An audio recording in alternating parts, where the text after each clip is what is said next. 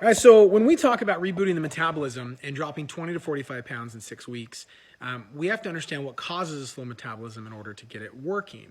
And this is where we always talk about stress. So in the last video, I said stress causes a slow metabolism. And there's actually 3 different kinds of stress. You don't necessarily gain weight from being older. Age has nothing to do with weight gain. Eating too much, sure, can cause that. But you got to remember, it all comes down to stress. So there's different kinds of stress. So there's 3 actually. One of them is emotional stress. So that makes sense. Like everybody understands that. You got kids and bills and finances and the freeway and cell phones. Like anybody living today has been chronically stressed almost their entire life. But there's also other kinds of stressors. There's chemical and then there's physical stress. And so what we have to understand is the common approaches that we take to weight loss usually fit into one of these 2 things. Chemical stress is in toxins and processed foods and the water we drink, the soaps we use, the air we breathe, like all this stuff causes chemical stress. So if we're eating like fake foods, packaged things, all the like crazy stuff that people try, it just causes chemical stress in the body. And toxins get stored in your fat cells. So if you're not getting rid of toxins, then when you lose weight, the toxins go back into your fat cells and you just gain it back. Right? So that's what a lot of times causes the yo-yo patterns. So that's the chemical side of it. And the physical side of it, of course, like if you got hit by a car or got in an accident or something, surgery, that's physically stressful. But also sitting all day is physically stressful. Exercising too hard, like your brain doesn't know you're not running from a tiger.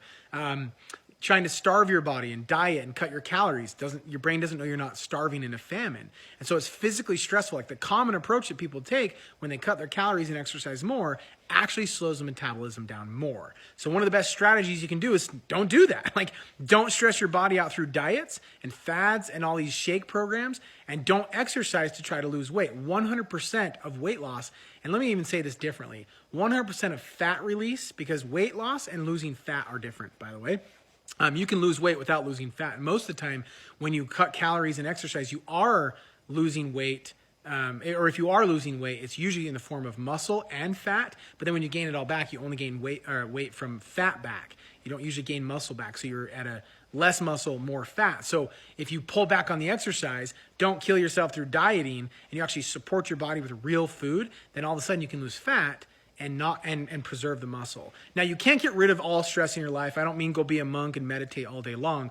But the most important factor, the other most important factor that we look at is using real food to support your body through the stress response. You've got to actually support these imbalances that cause stress in and of themselves. You've probably heard of cortisol, insulin, blood sugars, inflammation. All of that has to be balanced and supported. Otherwise, it continually causes more stress in your life. So start looking at using real food, cutting back on the exercise to actually release fat.